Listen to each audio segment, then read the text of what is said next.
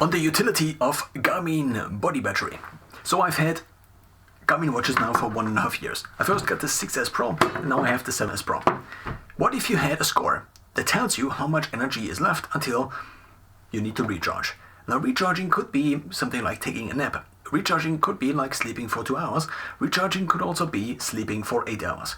Now, the most useful feature, I think, or the most useful functionality that comes out of having, at least ideally, a score that tells you over the course of the day how much energy you still have left would be to answer the question whether you can now, if you lie down now, you will be actually falling asleep. Now, caveats. This does not always work. For now, for example, or right now, it tells me that my body battery is 5%. This is now the Garmin body battery feature. Samsung now also has an energy score, even though I have a Galaxy Watch 4 and it also should appear on the Galaxy Watch 4, I did not yet receive access to this. Now, energy score also in terms of the naming seems to be something that is at least closer to what one would want this to be named. It's like energy and it's a score. But body battery is this weird thing where I don't really know whether it's what it is. I actually didn't really know what it is, and I also found it mostly useless on my 6S Pro. Now, I got my 6S Pro 1.5 years ago, and then I had my 6S Pro for about 1 year, and I basically never... of course I took a look at it, but I just didn't find it to be useful. There are now multiple factors why it was not useful. First of all, it might be the sensor. It is just an older sensor, so this might be something. The biggest factor, I think, is that maybe also due to the sensor, maybe due to something else. It often did not get my sleep.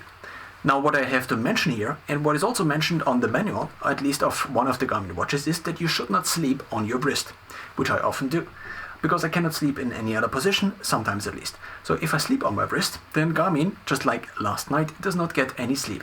This has improved slightly from switching from this watch, the 6S Pro, to the 7S Pro, but on the 7S Pro still, if I sleep on my wrist, like last night, 0. It does not even catch like 20 minutes. It recorded maybe naps for 2 hours, and sometimes it doesn't record naps, but naps is not sleep, and Garmin distinguishes between these two, which I also think is fairly useful. Galaxy also does this, or Samsung Health also does this with the Galaxy Watch. So if I now take a look at my energy score on the Garmin, which is the body battery, then I take a look at it and it's 5%, which I cannot rely on, because if I now would lie down, then I would not be able to sleep already, just based on experience. Now let's take a look into how the feature is actually, or what the feature looks like on the watch itself. So first of all, we have the main screen, which shows you basically the day since midnight. It also shows you activity. So the green is, I think, usually activity, or the blue is activity. I don't know what the green actually is. Maybe I should dive more into it before making a video about this. What you see in red and also in orange is stress, and stress is usually, at least so if you go into stress, into the stress glands, then if you exercise, then stress, at least the display of it is blocked, whereas in body battery, you then can still see. So now if we go additionally into the next screen, which I now got out of, then we can see the last 4 hours. And then we have factors like biking indoor. So apparently, biking for around 60 minutes on the assault bike today took 6 points out of my body battery. The maximum value it can get to is 100. So I have been using body battery as kind of a barometer, not really a barometer, but just an energy barometer for my body. Now sometimes it works and sometimes it doesn't. I can usually kind of tell when it doesn't work, but of course I cannot usually tell when it doesn't work. It's just that I take a look at it and then I take a look at other things. Now, what would these other things be? In terms of answering the question whether if I lie down right now, I can fall asleep right now, then there are a couple of things which I can observe which indicate that I would be falling asleep. There are also other metrics which also Garmin displays, one of which would be resting heart rate. The next one would be skin temperature, which is now also available on this device. There is also a feature available which you can install with the Garmin IQ. So Garmin Labs has basically a glance which allows you to, at least during activities, take a look at your Garmin body. It's not your Garmin, it's just your body temperature estimate. So this is based on the skin temperature, and then it estimates your body temperature, which one could also take a look at, but since it is not available as kind of a glance, and you have to set up an activity dashboard for this, or basically an activity in which you then can arrange the different metrics that are available, such that you then can have your core temperature. So I have it set up like this. I have an additional activity profile, which I call dash for dashboard. And then in here I have in the first screen just the core temperature, the estimated core temperature, which right now tells me 37.11. But this is also it's not on my wrist right now, so this is just the one it recorded last. So taking a look at skin temperature could also be useful. Now, in terms of, there are other metrics as well. Respiratory rate would also be maybe a slight indicator. And if it is too high still, then there might be still something going on. I think resting heart rate might be the most useful one out of all of these. If I have a resting heart rate of 60, let's just say, then I probably will not be falling asleep, mostly because of this thing that is still occurring. And this thing that is still occurring is mostly, in my case at least, digestion. So what I've begun to notice, and this now falls more and more in line with Brian Johnson's approach of fasting, I think 11 hours before sleep. So I think he goes to bed at around 8 at night, and then he begins to fast at 11 or something like this. So he has a few hours, at least, I don't know if it's 11 hours, but he basically begins his fast very long before he goes to bed.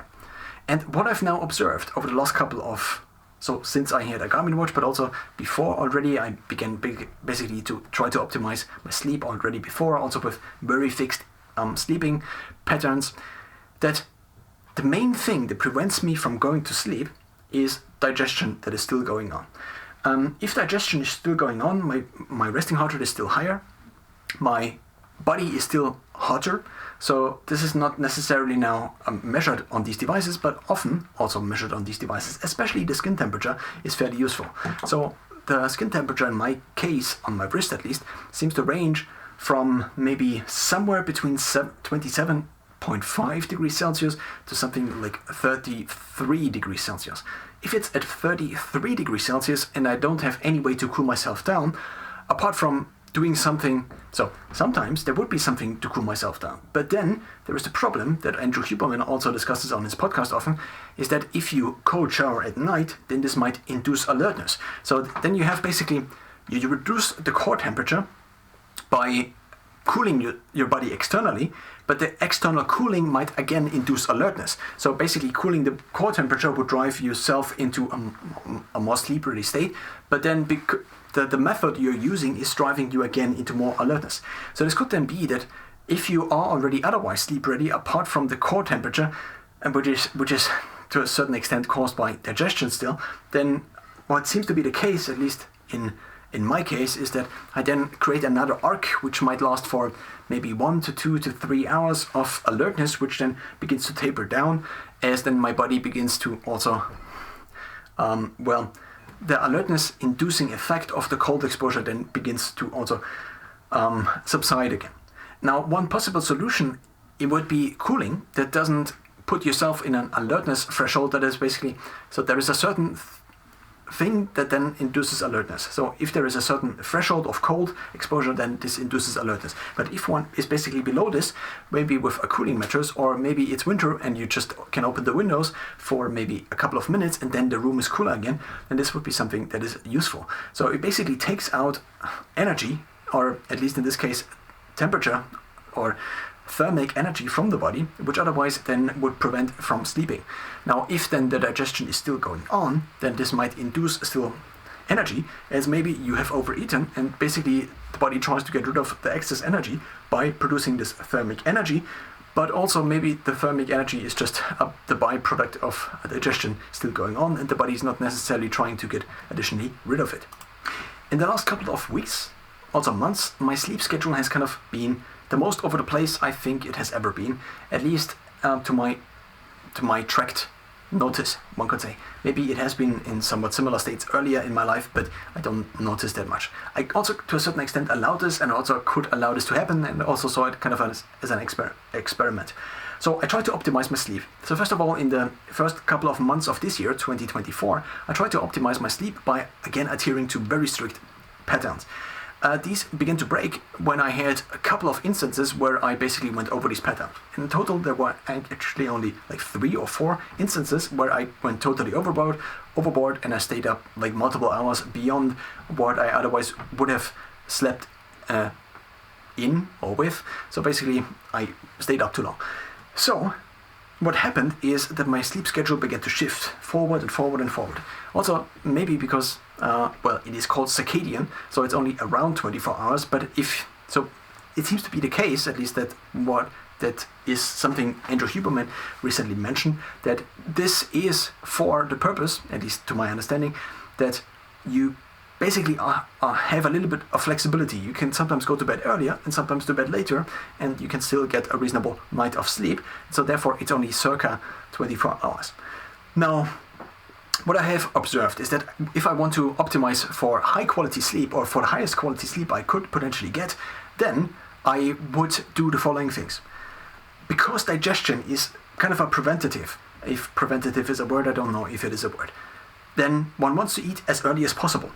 If then one works out at least once during the day, then what seems to be the case is that the working out draws basically an energy need after it.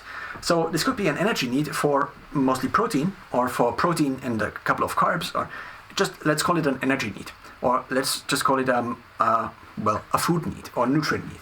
So once one works out, there is a food need that comes after it. One could also now space a meal before the workout such that the additional calories one cannot really store are already kind of for the workout. If one now fasts, which I also did for quite some time, if you have a fasted workout, then the meal afterward might be a little bit bigger. But what also might be the case, if the body needs a certain amount of nutrients on average for the rest of infinity as long as one lives, then it cannot go below this, because this is just what the body needs, or what would be optimal. So if one now, the later one works out during the day, the later basically this workout induced caloric need or nutrient need becomes basically obvious to the body during the day, and so the later this meal is then spaced. And so the later this meal is spaced, the shorter the fast before then eventual sleeping time or sleep time or bedtime, and therefore the lower the sleep quality, estimated maybe by Garmin or also by Samsung, or also just subjective sleep quality then seems to become. So what one then ideally would need to do is to shift the workout as close to the maximum. What is the maximum? The maximum is shortly after waking up. This is basically the longest duration, because then what one can do is eat as early as possible and eat most of the nutrients in kind of the earlier part of the day, and then already taper off towards sleep, reduce the body temperature, reduce the resting heart rate, and also reduce kind of mental activity. So Shervin Shares has a YouTube channel in which he explores health and fitness, gadgets, and also other things. In one of his videos, somebody from Andy Galpin's sleep company, let's just call it Sleep Optimization Company, I don't know what the name, Absolute Rest I think is the name. And so in there was a doctor, and he mentioned, or it might also have been a PhD, what he mentioned is that the harder you drive yourself in the waking phase, the harder, basically the lower the higher in the resting phase your alertness goes, the lower it also goes during sleep. So if one actually wants to kind of have very deep sleep, not necessarily in deep sleep per se, but then one needs to drive the alertness also as high as possible, and maybe also in the early phases of the day. Now, one big contradiction to this is that if I have lots of energy, and now also indicated by Garmin Body Battery as the highest energy of the day, which usually seems to occur after sleeping. So basically sleeping charges the body maximally up, and then if you nap for 2 hours, the body battery might go like this, and then it might go up again actually. So during the sleeping it might go up again if you actually are sleeping during a nap, and the nap is also restorative. It also might be the case that the nap is subjectively maybe restorative, but Garmin fails to catch it, or other things might also be happening. So what now Garmin Body Battery kind of allowed me to do is to answer the question of whether my body is already ready for sleep, to answer it more thoroughly, or to answer it more with data. Now, of course, I can rely on these subjective measurements. I can see, okay, am I actually tired? Now, this is the obvious question. I also might have mentioned this in the beginning already, but am I tired? Sometimes results in, okay, I lie down. And then after 10 minutes, I am still wide awake. Or I actually, now, this is kind of the big sleep bedtime paradox. If you lie down and your body is not yet ready or not yet in a state in which it would have, or in which it now is ready to sleep for the next 8 hours, then lying down in the bed basically gives you a nap.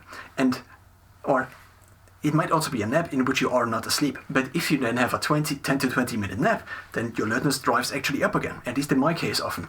And so this is actually kind of counterproductive. So avoiding the earlier bedtime attempt then allows you to kind of overall go to bed earlier, because otherwise you basically are extending the awake window by having another nap just in your bed, and then you eventually get up again.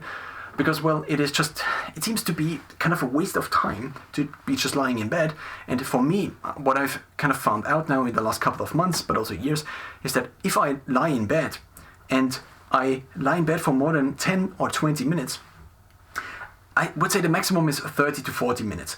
If after 40 minutes I'm not yet, so there are kind of different strains I now could go down, but now what seems to be the case is for me that I have kind of a 40 to maybe 60 to maybe 90 minutes alertness cycle, and then my mind goes into a state in which I am kind of just, well, less intelligent for sure, and I am just incapable of mostly doing most things properly. So I basically have, it goes up and then it eventually drops down again.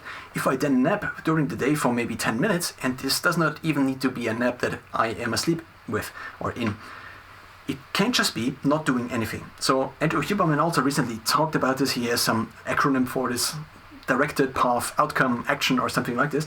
And so what I'm doing essentially, not particularly because of Huberman, but what I've been doing for now a couple of years is that, and I don't want to now say, okay, I already did this before Huberman, which I did, but it's not, I at least intentionally did not want to make this point. Going back to this, I experimented with 20-minute naps and with 10-minute naps. So the 20-minute naps would be during a 2-hour window at the end of the 2 hours. So working basically for 100 minutes and then a 20-minute nap. The problem though with the 20-minute nap is that the 20-minute nap is a kind of big responsibility. So if I'm not falling asleep in this 20 minutes, then the next 2 hours or the next 100 minutes might become quite hard. What I found easier is smaller steps. So 50 minutes is not that much. It's like, okay, I get up and then I might do this, and then it's already, it's already 30 or something and 30 again. And then I already have 20, I just have 20 minutes left. And so mentally compartmentalizing what the different time slots are for is much easier. So what I found, and it's also the system is way more flexible. If I arrive at some location and then I can just take a look at the watch and okay, I have 30 minutes till the next nap. And so then I have this nap, and this nap is kind of imagine I think it is called Jeopardy or something like this, at least in the English speaking world, where you have kind of a joker that saves all of the things. So it's kind of a save point which I can anchor myself into. If I make it to the save point, then at least I am mentally kind of restored. And so if I don't make it to the save point, or if I, let's say during the day, I don't have one of these additional naps, then what seems to be the case is that, well, I then don't last very alert for the next work period, and then my alertness goes down up to the point where then I become frustrated, and I become frustrated because my capability is not matching the demand any longer. And so I become frustrated because my body or my brain just does not execute the tasks I give it. So, back to now Garmin Body Battery. Instead of taking a look at the sleep score, I often now just take a look at the body battery. In the morning, if my body battery is 100, let's say, okay, then there is no question that now I should get up, because it will not go beyond 100. There is only 100. So if my body battery is already quite charged up, let's say 80, let's say 90, then I can take a look at this, and then I can say, okay, it's now time to stand up. What I also experimented with is not waking up by an alarm, but actually waking up naturally, which sometimes, of course, due to scheduling is not possible. But whenever I could do this, I tried it, and I also wanted to see.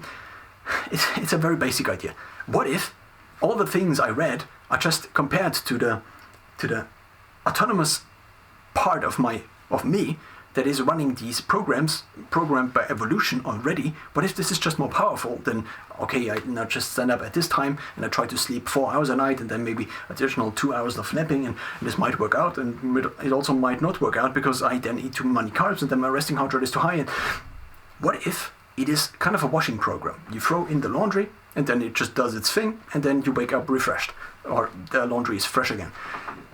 Or you get your car into a car dealership and then you just say, okay, fix everything and I pay for everything. What if sleep is kind of like this?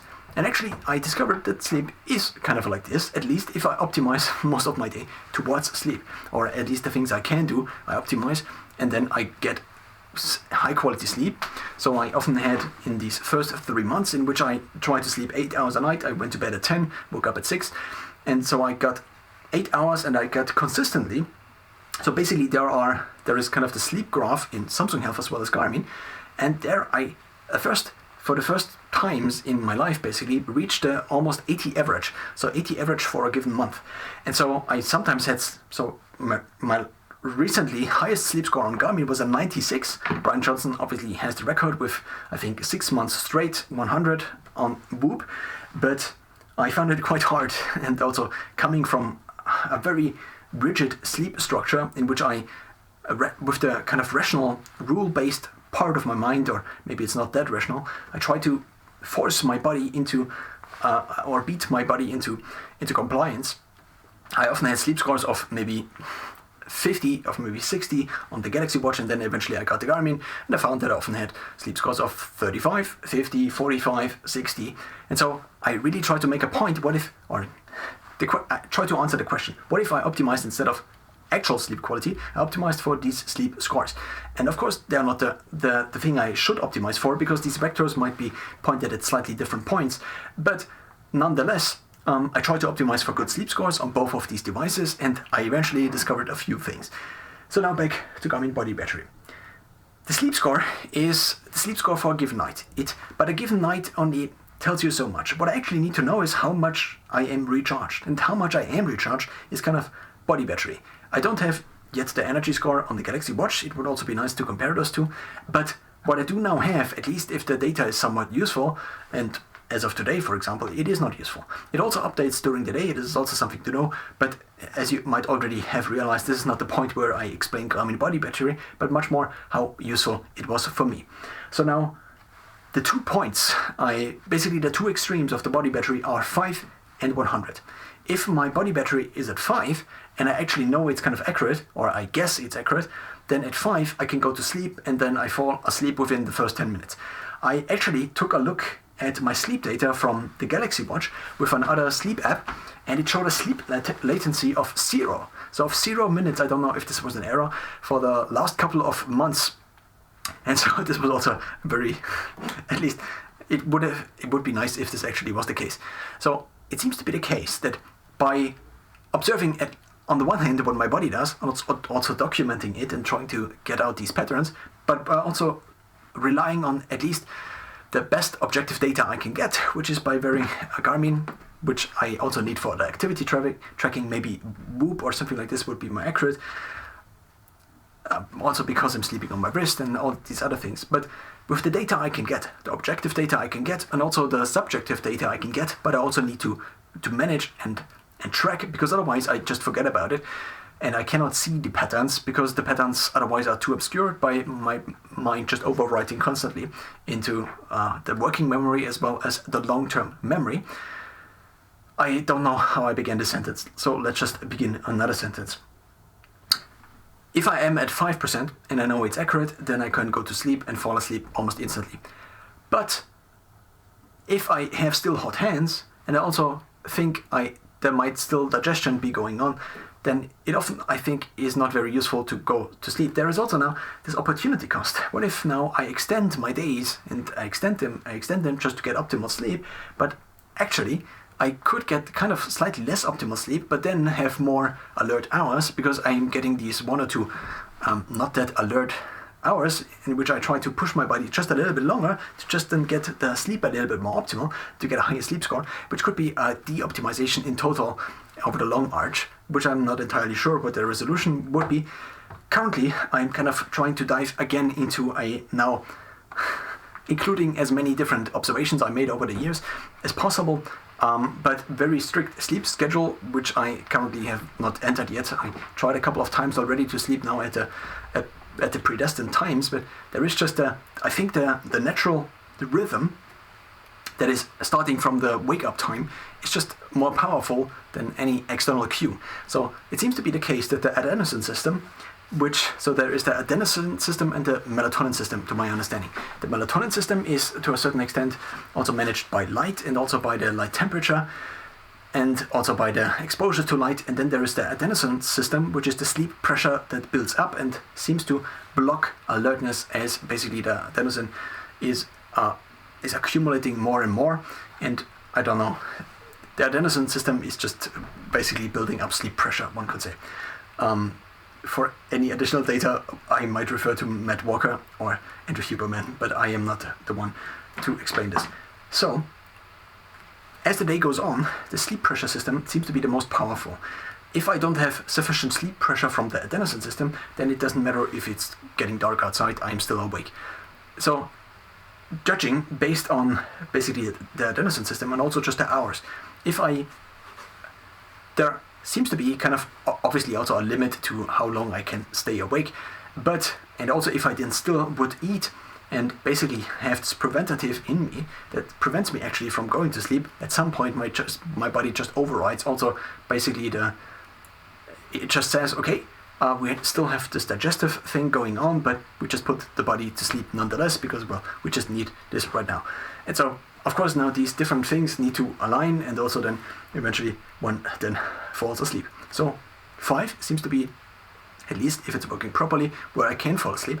But what I also noticed in the last couple of weeks is that if the circadian outside rhythm is, and if I also drive alertness higher in the beginning of the day, so if I manage to work out in the morning, for example, then what I can get actually, or I can also fall asleep, also if the body battery is somewhat accurate, I can also fall asleep at a 30 or a 40% even body battery if the rest is kind of strong enough. But then one could also say that these days are kind of unusual and therefore they are not recorded in the body battery estimate yet so far, so therefore the body battery is actually just not that accurate, and so otherwise it would put me again at 5%, and then of course it's a question of, is this included already in the function or the Garmin body battery function or not, and if so, then this overthrows the whole function, but if we just include it, then the function again would be accurate. It's a kind of a game like this. So overall, I found that this is kind of the better sleep score to a certain extent, at least. I still take a look at my sleep scores, but I often also because they are so inaccurate in my case, because I'm constantly sleeping on my wrists, I, of course, for the most part, I am getting somewhat reasonable sleep scores, but not reasonable in terms of how high they are, but reasonable in terms of it seems to be the case that they are somewhat reliable. So Garmin body battery seems to be kind of the best approximation to answer the question at a given point of the day, how much energy is still left. It also then takes account these different factors, which I can then take a look at, and I also can see if a nap actually kind of was restorative according to HRV and according to these other metrics it tracks with body battery. So therefore, at least if it also would get better over time, I would have a kind of improving metric that I kind of could consult, and that eventually then answers the question, what if I go to sleep right now? Does this work? And if I then pull up the curtains and do all these other things, and if I then finally lie in bed, will I after 10 minutes then again be alert, or after 20 minutes then again be alert, or will I be falling asleep and then waking up 8 hours later and totally refreshed with a 100% body battery?